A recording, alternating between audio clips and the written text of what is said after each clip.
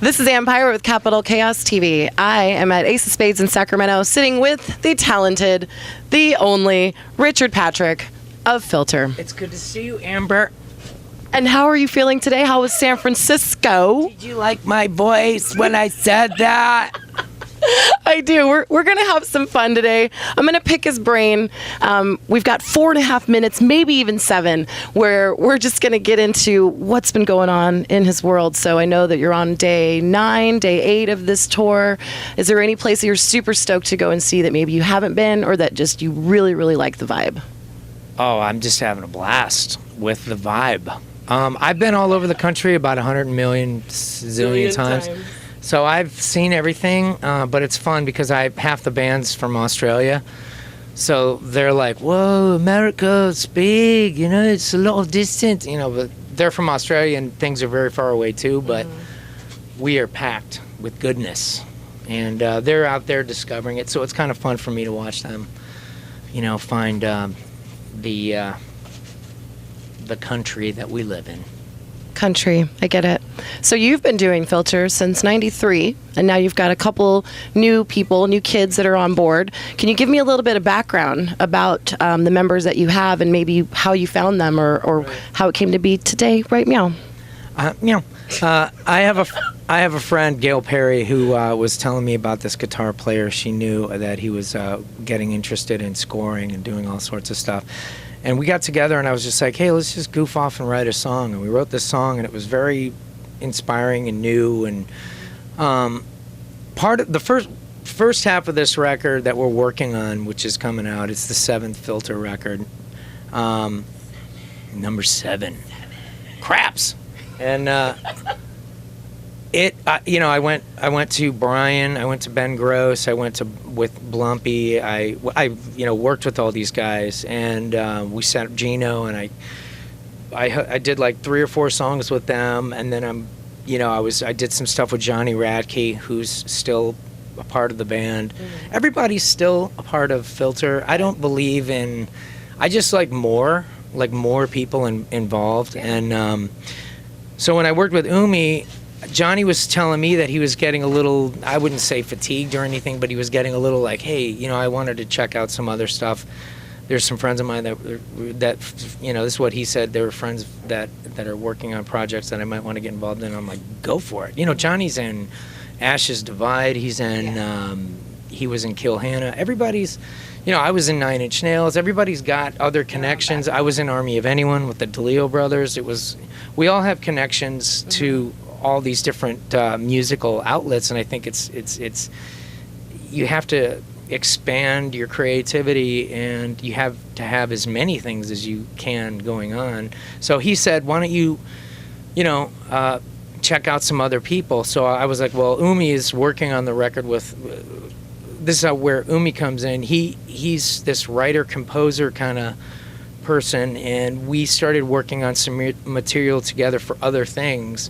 And then all of a sudden, it was like, wow, this could be a Filter song. Let's explore a new thing. And we actually, I feel like we stumbled upon a new form of music that I'm just kind of nicknaming new industrial. Okay. And it's just, there's so much that I've done in Filter, and I went back to the quote unquote like classic sound of Filter for the first part of the writing for this record. And then it was like, okay, I've done that, I've been there, we've had drop D guitars for a long time, we've been just, you know, crushing the distortion for a long time. And I wanted to try something that was a little bit more guitarless. Okay. And so we started adding a bunch of, once you take out a Marshall guitar and kind of drop it down and kind of move it into a more smaller spot, it can actually leave so many more frequencies to explore. And when you know, there was an exciting moment when I was in the studio working on Hey Man Nice Shot. Hey Man Nice Shot had guitars like playing parts the whole way through it. And at some point, I just went over to the guitar tracks and muted them. And all of it was opened in the verse. So the whole verse was opened up because I took all these guitars out. Well, that just gives you an idea of the dynamics you can have. And I'm doing an interview. Shut the door, yo. What do you think this is? Shut the front door. Shut the front door. Right, meow. Shut the front door right now. Meow. All right, so bringing it back, the 7th album, it's going to be Filter, but different. You're going to have this new sound, this integration, the experimental thing that you're getting into. It's going to be heavy. It's going to, what is your content going to be about? Because I know that with Hey Man, Nice Shot, that was more of a song that had to do with the personal matter. Do you want your songs to be... It was more of a public affair. I was inspired by this event that happened when I saw it when I was a senior in high school on TV. A man held a press conference and to the surprise of everyone, pulled out a gun and killed himself. And I was just rattled by the footage that I got from a bookstore in Lollapalooza, the first Lollapalooza that I was in, and I just saw it, and me and my friends, my skater buddies, and all these guys that these like punks that I used to hang out with, we'd put the video on and we'd watch this thing, and then and we just were like, wow, man, think what it took to do that.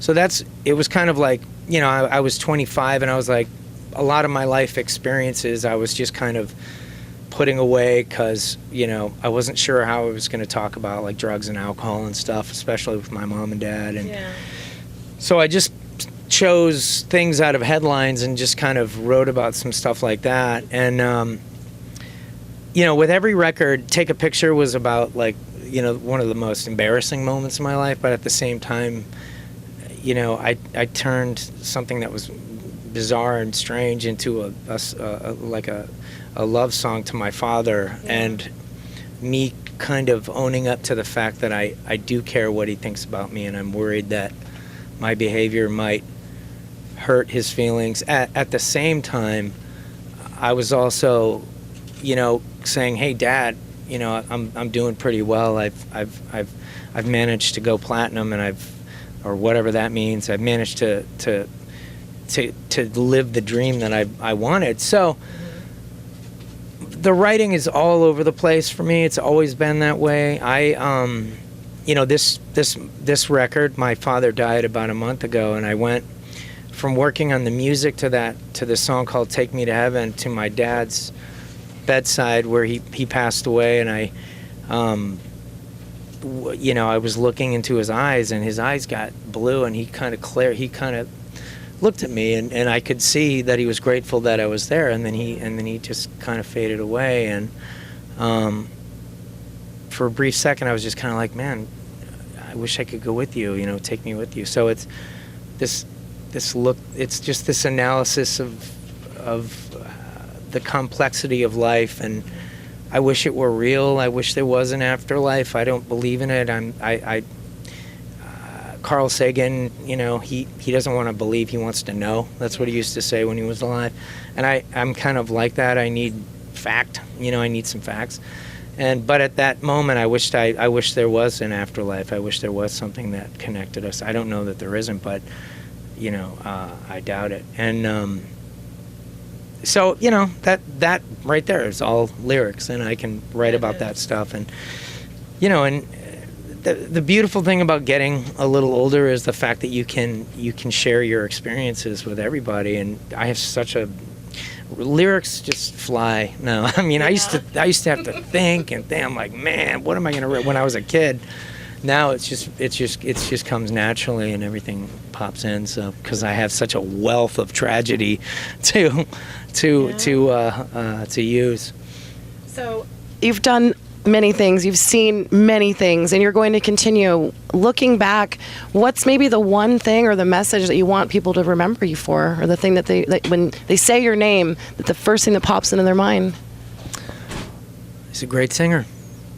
That's I would hope that people would say he's a great father. I would hope that he would say he's a great husband. I would hope that they would say that he, ultimately that I